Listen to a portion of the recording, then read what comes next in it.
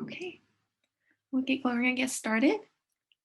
I'd like to introduce our speakers for this session. That a session I'm really excited about because I'm not very good at survey design and pretty much my questions look like yes, no, maybe so.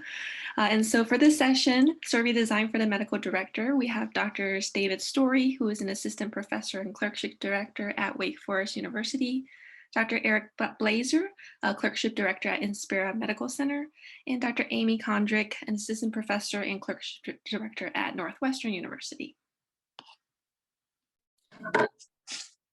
Thank you, Wendy. Appreciate that. Welcome to everybody to our SAEM Didactic. Do you like my survey? Yes, no, maybe. Survey designed for the medical educator.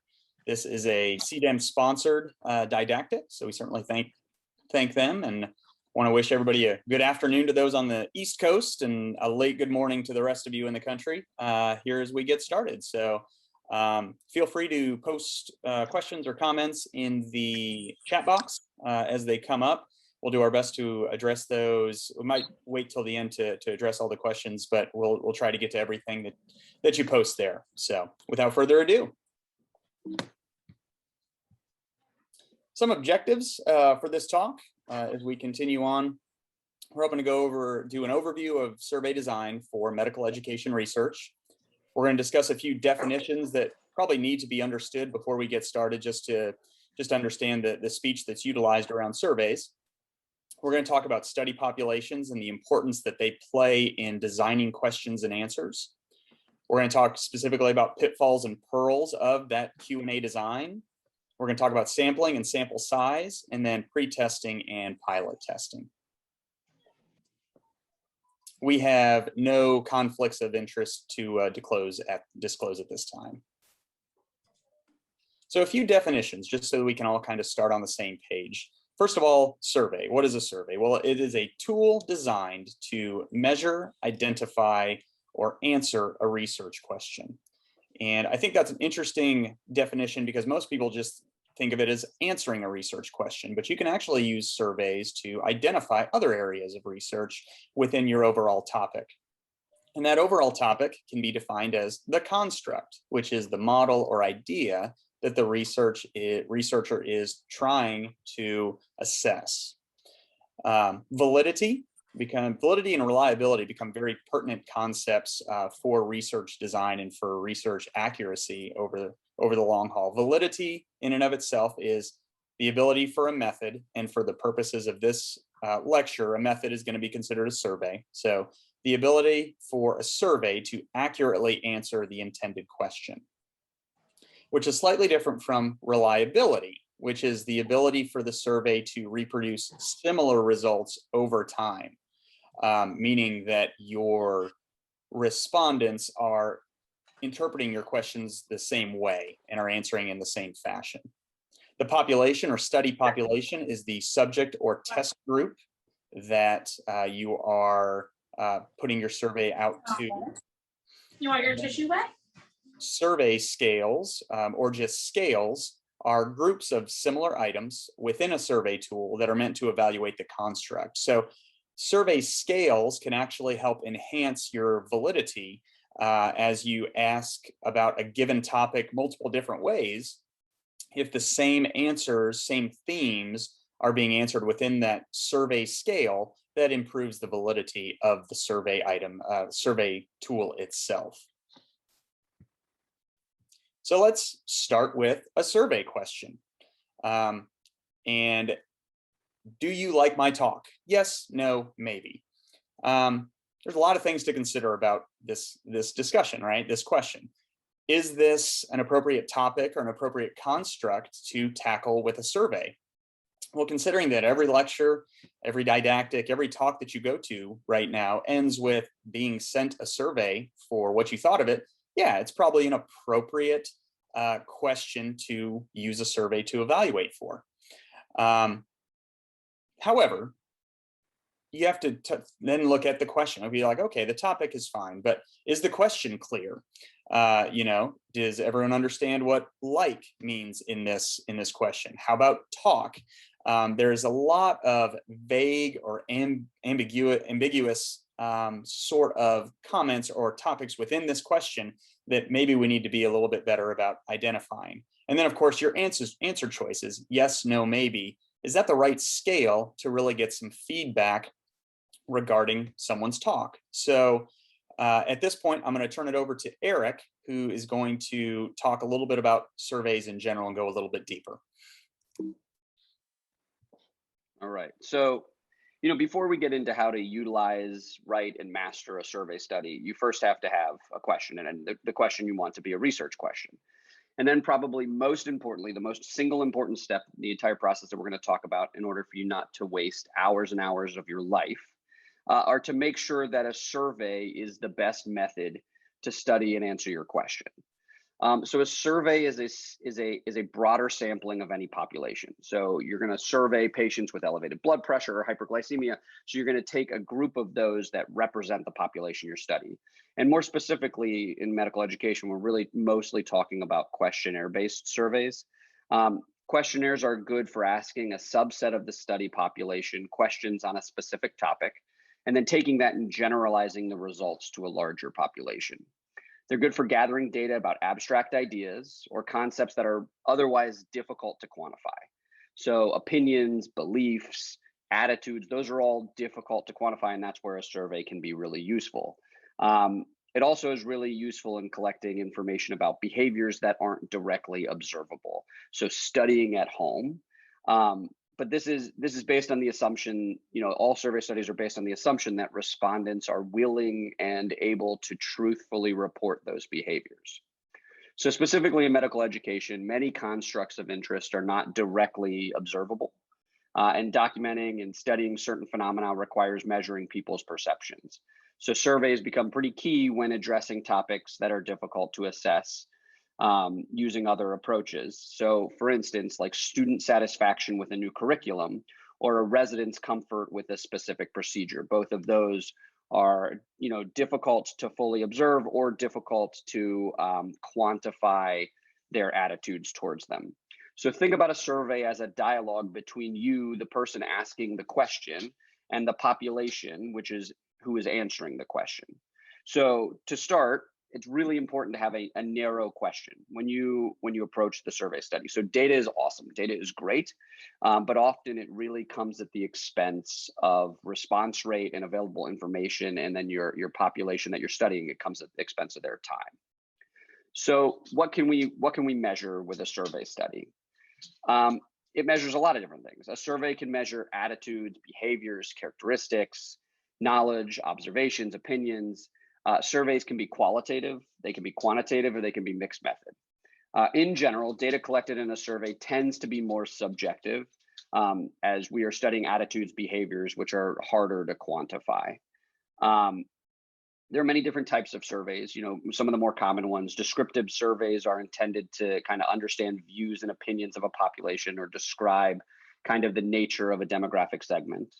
Analytic surveys, derives an association between a direct or indirect outcome and specific respondent characteristics. So, it's attempting to explain why certain situations exist. And then an evaluation survey, which is pretty common in med ed, ascertains the effects of plan change. So like the curriculum change over time. So whenever we have a survey, we want to know what affects it. And overall, lots of things affect your survey. And we're going to kind of go through, how to write them, knowing that every step along the way really affects kind of your end output and the reliability and the validity of your data, which is really, as David was talking about, really important. So question order, question wording, respondents' understanding of the questions and their responses. You can be affected by poor layout. The instructions matter. The email or however you present it before to talk about your study, that matters. Who's responding? Is it parents responding for children? Your response rate matters. And then your analytic technique also really matters. Bias really comes into a lot of this as we start to kind of compile the complexity, such as recall bias or current perspective or affect. So we had our original question, which was, do you like my talk? Yes, no, or maybe. And I think everybody in the room, knows this is not a great question. So knowing what we know about some survey stuff, we're going to rewrite our question into another question that kind of takes a little bit more, takes some of the ambiguity out of things like and talk, right? So did the lecturer enhance my knowledge or your knowledge of the subject matter, keep you engaged throughout the talk, speak in an easy to understand manner, and have expertise? I apologize for my dog. Yes, no, or maybe. So, right, so we all look at this and we know that this is still not a great question. And we're going to spend some time going through in the next many minutes to kind of figure out how to make this, from our original question, which was not great, to this, which is still not great, into a better question.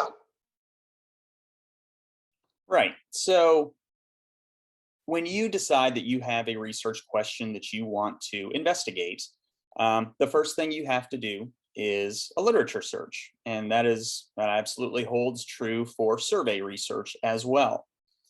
The literature search lets you know whether or not the exact same question that you're answering or trying to answer has already been answered.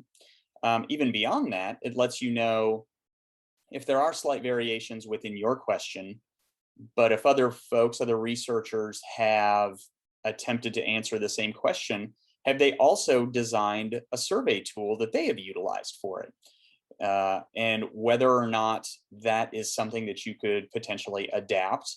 You can find out whether or not those researchers felt that the survey ended up being an effective tool for evaluating that question. So your questions still start at the top. Does a survey tool address my construct adequately? So you may think so going in, but if someone's already asked the same question and they say the data we got from a survey didn't really assist us, that may cause you to rethink what tool you might need to use to answer that question.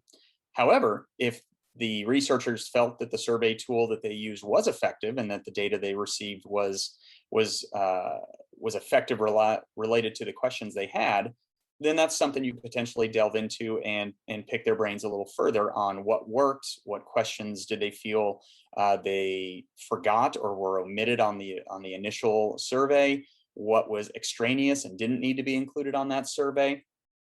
Based on their results, was their survey tool valid? Was it reliable with the results that they got?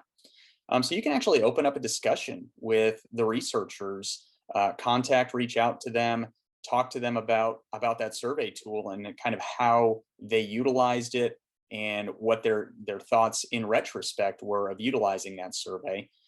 At that point, you can also ask whether or not you have permission to adjust, amend, edit, and potentially use that survey for additional studies for your question, et cetera. And that way, that will actually make your job as researcher a little bit easier if you have some questions that have already been potentially designed with your question in mind. Now, they may need to be slightly adjusted for your study population, for your specific question, but having that tool already being utilized is going to benefit you in the long run, providing you get permission to utilize it. Now, if in your literature search, you discover that either no one has tackled your question, or at least no one has addressed a similar question with a survey tool, then you get to design your survey from scratch and really build it from the ground up. This obviously takes a little bit more front-end work as far as designing the survey. So as you write out your questions, as you get your anchor responses that are adequate for your questions, you need to make sure that your questions are still addressing your construct, right? You don't want a survey that is so broad that you kind of lose the focus of the research question in general. You want your survey to support the goals of the research. Every question within that survey that you design should have a purpose.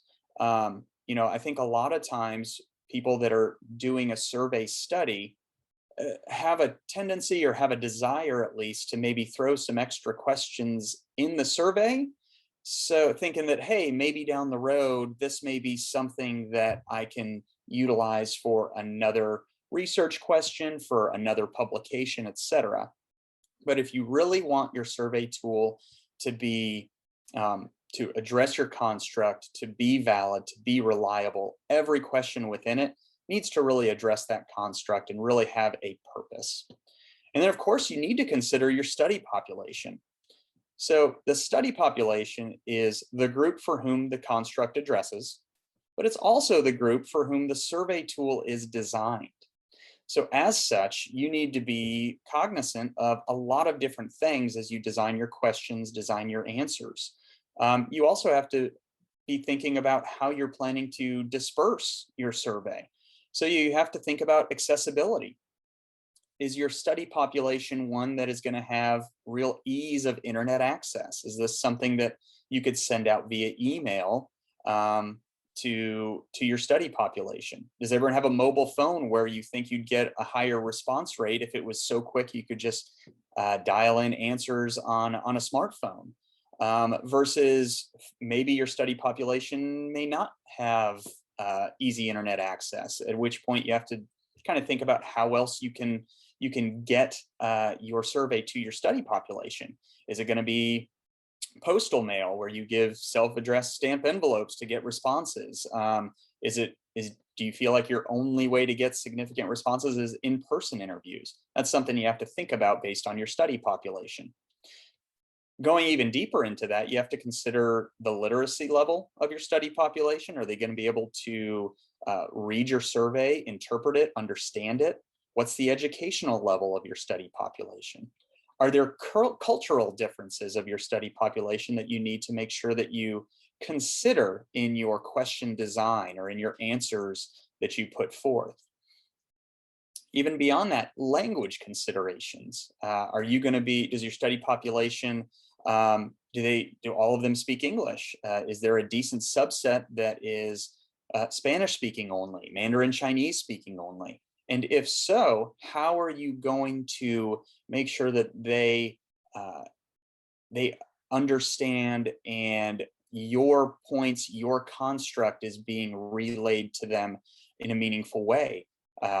If you're doing face-to-face interviews, are interpreters something that is feasible versus utilizing interpreters to just design other written forms of your survey to make sure that the language is again reasonable and understandable in that other language?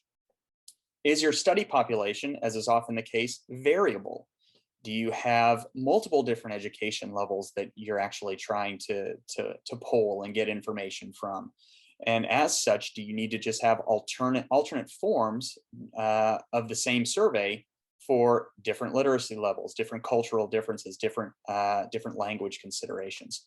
All this needs to be thought about beforehand as you're designing your survey and your questions. So some pitfalls of question design. Very long questions. So when you write a question, you are the person who is keeping the construct in mind. So you can probably go through 3 or 4 lines and have absolutely a perfect idea of what your question is asking. But someone who is not necessarily familiar with what your specific construct, what specific research question you're asking, the longer the question, the more ambiguity that you have to deal with, or the more questions can be raised. Oftentimes, very long questions also include the next 2 pitfalls, which are conditional questions with ifs or buts, or multiple components with ands or ors. And those are also pitfalls of question design because you're starting to ask the respondent to address more than 1, 2, 3, or sometimes even more components with just a single answer scale, which makes it very difficult to get reliable answers. Negatively worded items also shouldn't be included in question design. First of all, they're a little bit more difficult to understand if you're making someone switch off to how unsure are you about something, every time except. Those are the kind of words that you want to avoid in a question design. Typically, you'd like to word things in a positive manner. The other thing that negatively worded items can do is they can affect your answer scales. If most of your questions are positively framed and you have answers that are, to what degree, like to a low degree versus to a high degree, and all of a sudden you switch to a negatively worded item, all of a sudden your scale gets flipped on its head as well, which can be very confusing to your respondents. You want to avoid using slang or colloquialisms, just because, again, your study population may vary, and what one person understands, another person might not. You want to make sure that your survey is understandable at every level. Being medical educators, the use of, a lot of times these surveys are going to involve medical topics. So you want to make sure you're not falling into the habit of using medical vernacular that may not be suitable, not only to maybe lay people in the community, if that's part of your study population, but also other specialties that may not use the same acronyms, they may not use the same language. So be careful with medical vernacular as well.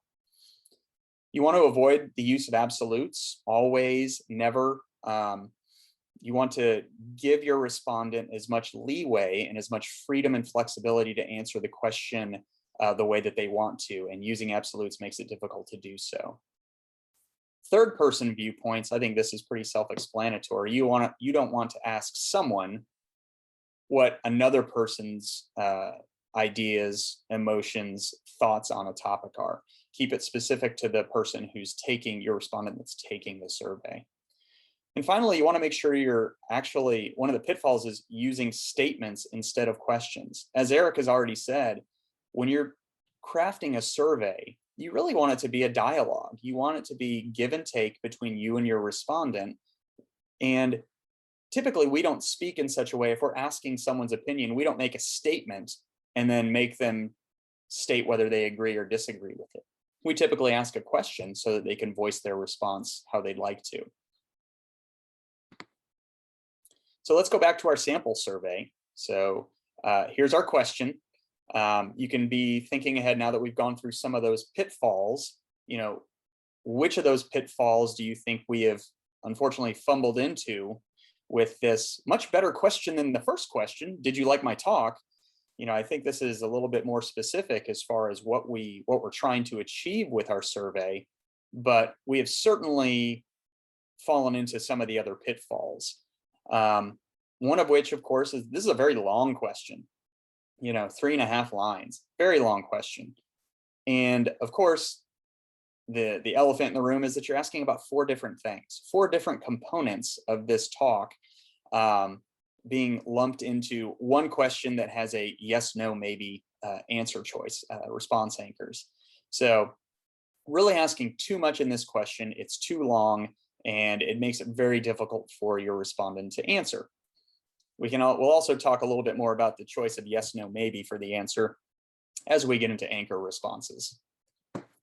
So maybe what we can do instead of having that big long question is we can actually break that question into multiple questions so that each question is A, shorter, and B, only asks the respondent about one component of the talk.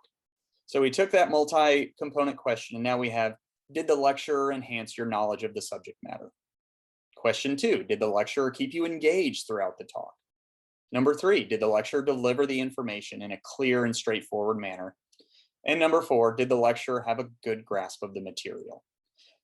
So there are still some issues with these questions, but I think we'll all agree that we're making a whole lot of benefit and headway starting from our first question and even moving on from the second question. So let's talk a little bit about response design. As our questions are getting better, we can start to talk about anchor responses or response anchors. So responses, this is how a respondent or someone taking your survey interacts with your survey. So this is their half of the dialogue. So you need to make sure that every response set, every response scale is tailored to the question, right? So just because question 1 is appropriately answered with a true false, for example, that doesn't mean questions 2, 3, and 4 are also appropriate for true and false. So consider what kind of scale and what kind of answers are appropriate for the questions you're asking. The responses have to be tailored. Ideally, you want them to be succinct, again, short and sweet, but still effective. You want it to be clear. You want it to be unbiased. The last thing you want as a surveyor is to have either the way you design your questions or the way you list your answer choices towards a bias one way or the other. That's of course going to affect the validity and reliability of your answers, of your responses. So response anchors can be of two main formats, open format versus a closed format. And these are really straightforward and easy to assess. Open formats allow for free text answers.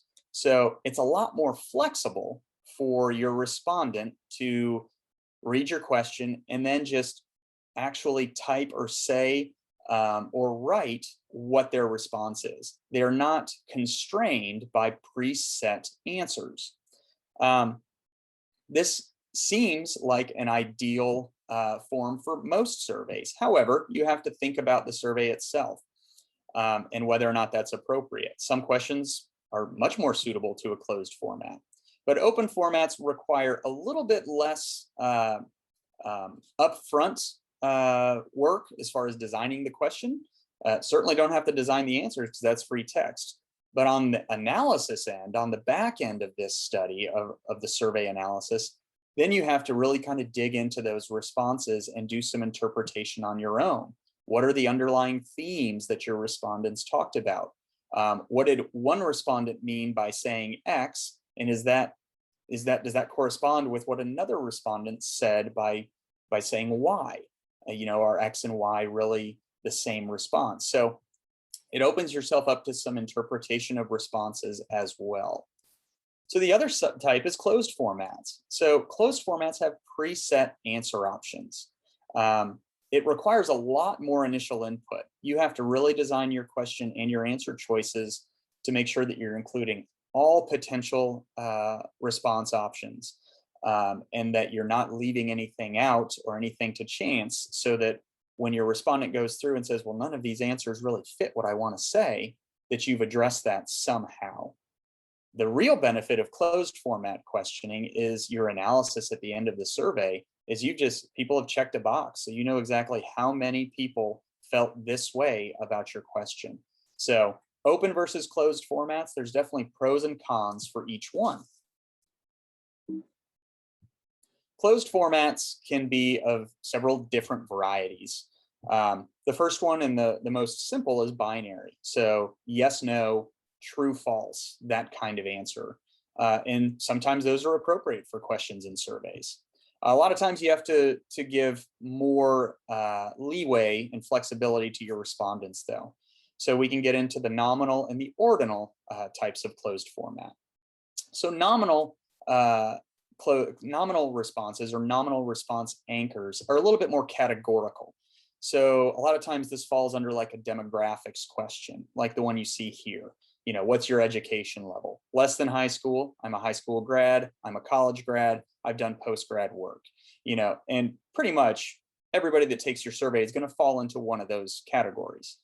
The other type of closed format is more of a scale or an ordinal response anchor type.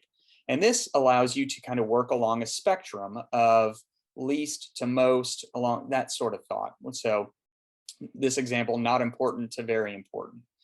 One of the most common ones that's used in surveys is strongly disagree all the way up to strongly agree. And we'll talk about that specific one a little bit more in a few slides. But these are the kind of those three types of formats within the closed side of response anchor generation. Now, either with the binary or with your ordinal scales, sometimes you have to allow more flexibility even than what you put there, especially in the binary. So you have indeterminate and other as options to include in your response anchors. So indeterminate response options, they allow for uncertainty, leaving that I don't know or not applicable or did not witness, that sort of thing, really gives your respondent an out if they don't know the answer to the question, as opposed to forcing them to pick an answer of your preset options. So including that indeterminate response really does help you. Now, it's not going to help you much in the ordinal responses, which are more categorical, and that everyone should kind of fall into one of the options that you give there. But for your scalar, or I'm sorry, your nominal responses, that's incorrect. For your ordinal and your scalar responses, allowing an indeterminate response is big. The other response option allows your respondent to, again, give them flexibility if none of the preset options fit. And if you include some free text there, you can actually let them give their response and interpret that within your study, within the greater study as well. And actually, free text may help you identify either issues within your survey itself that you might catch with pre-test or pilot testing, or it may give you a new spin on a future research project as well. So having those options on your ordinal or your scalar choices is important. So some pitfalls to response generation. Incomplete response options.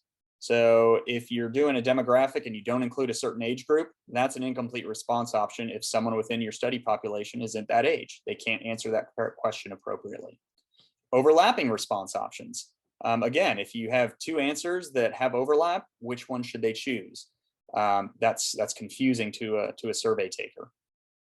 Inappropriate selection of response scale. This is obviously, I think, the most important of the ones that we have listed here. You need to make sure that your response anchors are appropriate for the question you're answering. And you want to make sure that the information that you're gathering, that data, is meaningful. And you can only do that by selecting correct response options. Including default options is another mistake that people make. Sometimes in a survey, if you don't answer a question, then a default answer is picked for you. And that obviously skews your results and affects your reliability and validity.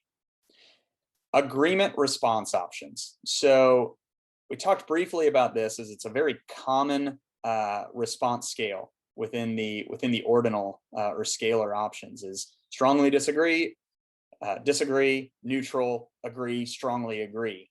And the data or the research has shown that there's actually a tendency for respondents to support whatever statement's being made. So that actually brings into question, so one of the pitfalls for question generation was using statements instead of questions. Those agreement response anchors are always in response to statements instead of questions. So in your question design, that's going to catch you. But the agreement response anchors themselves, people acquiesce and they automatically tend to migrate towards agree or strongly agree. So you get some validity issues there as well. Some other pitfalls: having too few or too many options in a scale, labeling only endpoints on a scale. You're forcing your respondent to kind of assume what the spots in the middle are. Using two scales simultaneously. I've seen this several times too, where you have a number scale and then you also have a worded scale, and trying to kind of determine between which of those you actually fall into, because people think about them different ways. Unequal spacing of responses. So if you do have a scale, if 4 of your answers are over on the left side of the line, but only 1 answer is on the right, you're actually creating some intrinsic bias towards those answers as well. And then, of course, using absolutes is never advised for either answers or for question generation. So let's go back to our survey. We're not going to form anchor responses for all of these questions combined. But let's just take number 1. Did the lecture enhance your knowledge of the subject matter? Yes, no, maybe. So the way this question is written, it actually is phrased in such a way that a binary response seems like it'd be appropriate, but the data that you get from it isn't going to be very effective. You want more nuance. You want the respondent to be able to say more than, did they enhance my knowledge? Okay, to what degree did they enhance your knowledge? So that your lecturer gets better feedback from that question. So let's try it again. How about the lecturer enhanced my knowledge of the subject matter? Agree, neither agree nor disagree, or disagree. So once again, our issue here is that we probably have too few options on our scale. Agree, disagree, neither. Doesn't allow the respondent to really delve into whether they really agree or strongly disagree. But of course, this is that agree, disagree anchor response again, which we already said it basically puts bias into your study. And then we have a statement here as well, as opposed to a question. So let's try again. To what degree did the lecture enhance your knowledge of the subject matter? So now we have two scales on this. So we have numbers, we have words, very small degree up to a very high degree. We have unequal spacing between our choice options. We have unlabeled choices in the middle. So this, while the question is much better, the answer, the response anchors are fraught with tons of those pitfalls that we've already been through. Also, we have kind of an incomplete response option because we don't allow a respondent to say, I gained no, and there was no enhancement of my knowledge of the subject matter. So let's try that scale one more time. The question's good. Let's try that. And now we have one scale, all worded. It seems complete, where someone can go from didn't enhance my knowledge all the way up to enhance my knowledge to a high degree. So this is the type of question and anchor response that we're going to get. I feel like this is going to give your lecturer meaningful results as far as how effective their talk was as well. Real quickly, demographic Q&A. So this is going to fall more in the nominal side of it. What is your age? But then you have about 50 options. Not only does this have way too many options, it's probably going to not make it a very effective as far as your breakdown from age groups. And it actually might take some of the anonymity out of your study. Not to mention that you're excluding people who are less than 20 or older than 79. They don't even have an option for their age. So let's try again. What is your age here? Less than 18, 19 to 34, 30 to 45, and 46 to 60. Well, a couple of issues with this.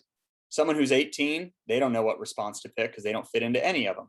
Someone who's 30 to 34 fits into two different categories. And then, boy, if you're over 60, they just don't really care about your demographics. So just keep that in mind as you design your answer response anchors to make sure that they're including everything and not overlapping, especially in your demographics. So now we'll move over to Amy, who's going to talk a little bit about sampling and sample size. Thanks. Yes, we spent a lot of time talking about the when, the what, and the how of survey design. Now we want to talk a little bit about the who. So your target population are those who your survey applies to. The target population should arise from your study question and your objectives. Who can best answer your question? Who has the requisite expertise or experiences? And to whom do your results apply? You need to clearly identify this population so that you'll be able to choose your correct subset, also known as your sample. Ideally, your target population has a finite number also.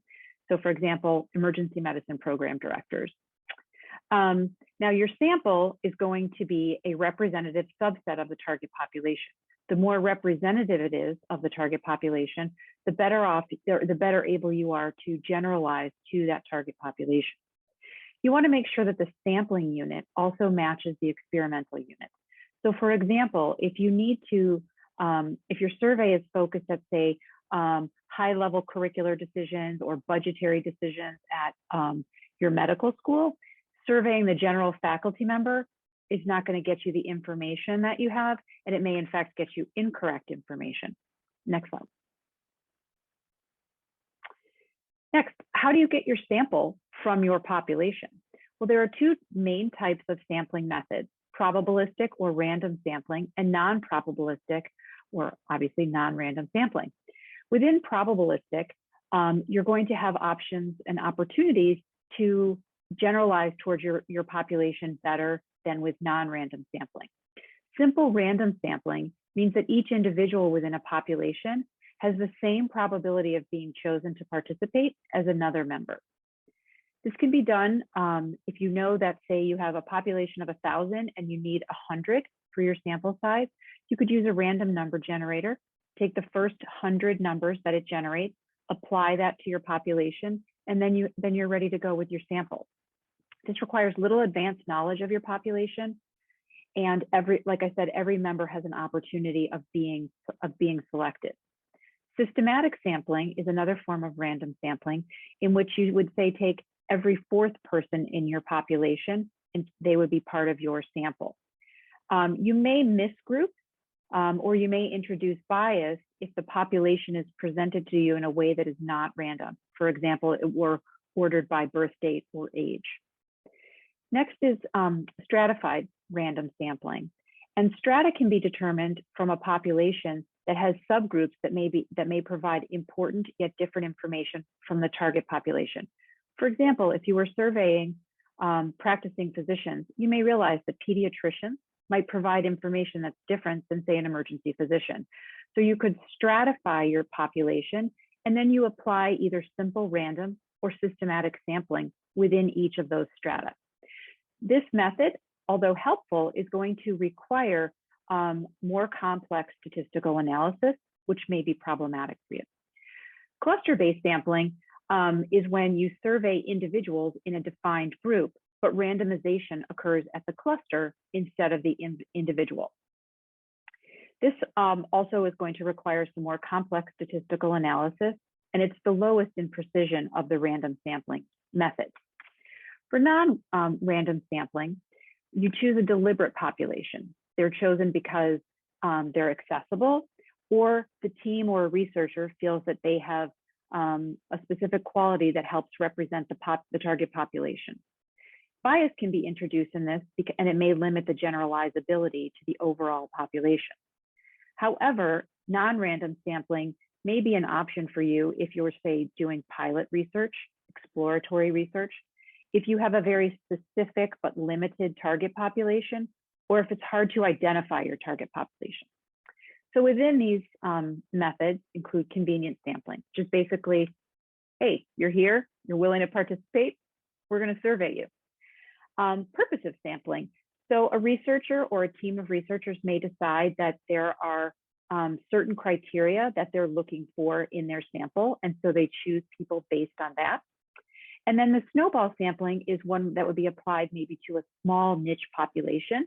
And so say you have 2 people taking your survey right now, those people then go out and help you recruit other members to take your survey. Next slide. Now, what is the optimal sample size? Well, no one's going to really be able to give you the definitive answer to that question, and most people are going to argue with your choice and how you got there. But sample size is an important determinant for your survey study. And you're going to have to take into account things like the resources that you have available. Is your study funded? How many personnel do you have working on this study with you? What is the IT infrastructure that you have? How much statistical help do you have? What's your research question or the purpose of your study? Is your study descriptive? Do you want to show a difference between or within a population, say their attitudes, their practices, or their perceptions of something? Or is your work exploratory and pilot data? Because this may change the statistical quality that you need, which therefore may change your sample size. In addition, sample size may depend on the size and variability of your target population, as well as certain sampling methods that we just discussed may require a larger sample size in order to accommodate some quote unquote design effects.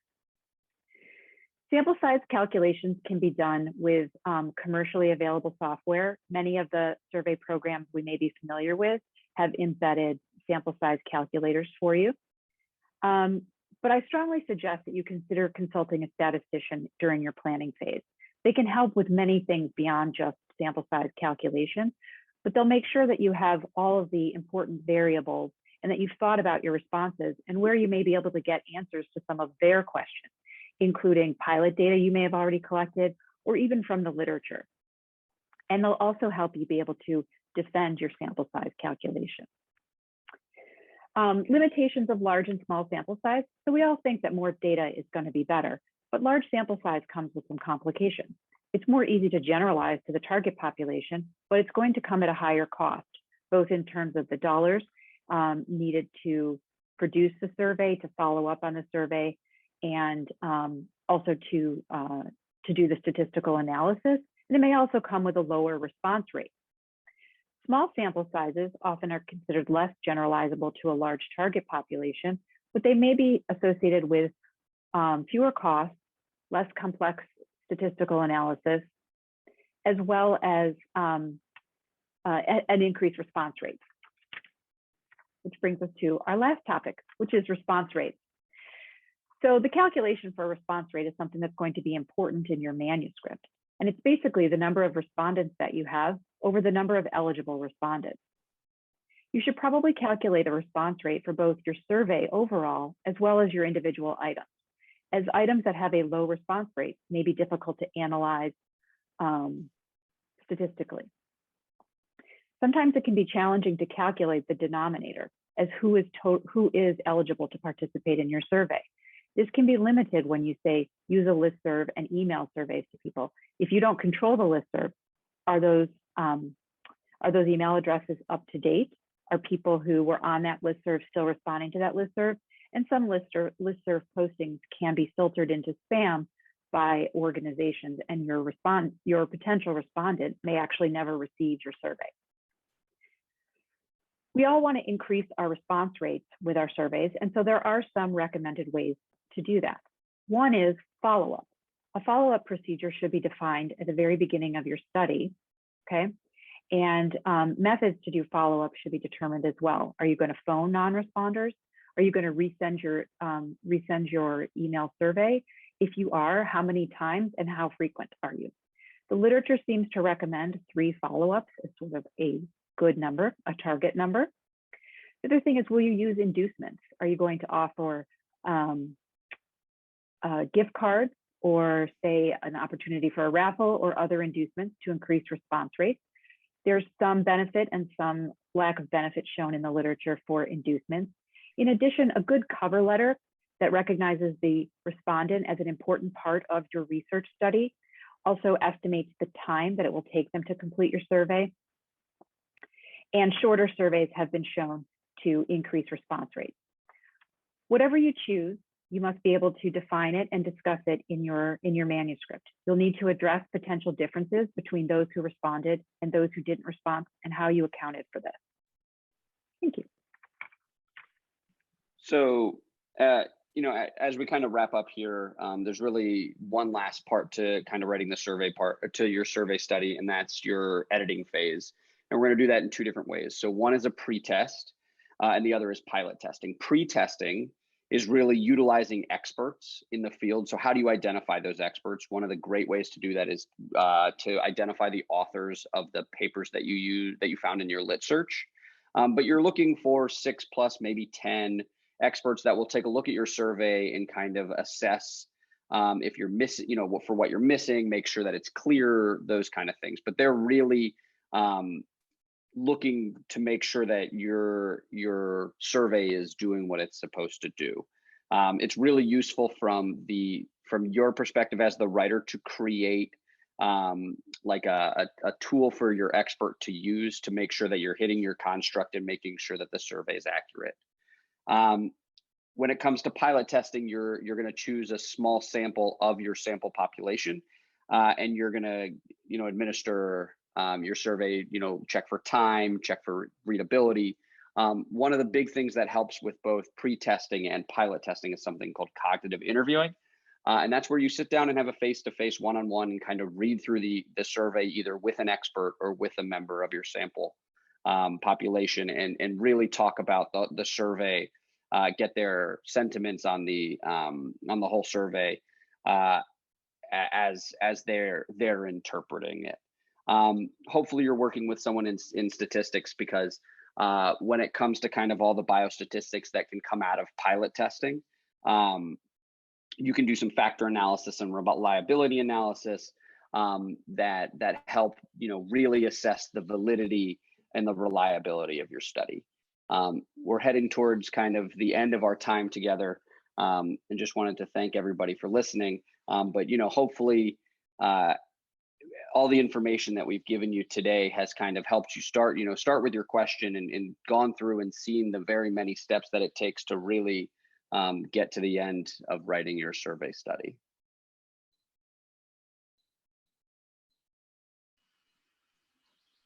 Just some real quick take-home points as we finish up. Like Eric said, knowing when to use a survey as a research tool, defining your construct and your study population. Make sure you're doing a good thorough lit search, finding any prior tools that have been utilized. Be mindful of those pitfalls, question and answer design. consider your sampling methods, calculate your sample size, and then make sure you're testing your survey before you're sending it out officially by pre-testing and pilot testing. Some of our sources as we prepared this talk, and happy to entertain any questions. Thank you. Excellent. Thank you, guys. If there's any questions, you guys can unmute and ask or put it in the chat. And also maybe for you guys can share your emails in case there's other lingering questions. Yeah, that's fine. I'll make sure mine's in the chat as well. Perfect. Thank you so much. I'll ask one question, I guess, in our remaining time. Do you recommend kind of ordering these anchors in kind of negative to positive, least to most, or vice versa? Trying to think of, not biasing the answers. I think consistency is the biggest key. If you're not reversing scales from question to question, then that's going to make it a little bit more clear. I tend to see it starting with negative on the left side, progressing to positive on the right side. I didn't find anything in my research specifically for this talk that said that is correct or incorrect. It seems to just be what people do. So when you go through several surveys, that seems to be the common theme, the common way to progress through is progressing from left to right as far as like increasing. But I still think the biggest thing is not flipping the scales back and forth from question to question, because that really can confuse the respondent. Excellent. Yes, and we all read left to right, so that also obviously makes logical sense to most. That makes sense too, yeah. Great. Thank you all so much. And again, for our attendees, if you have any questions, please feel free to reach out to our speakers. Thanks for coming to this session.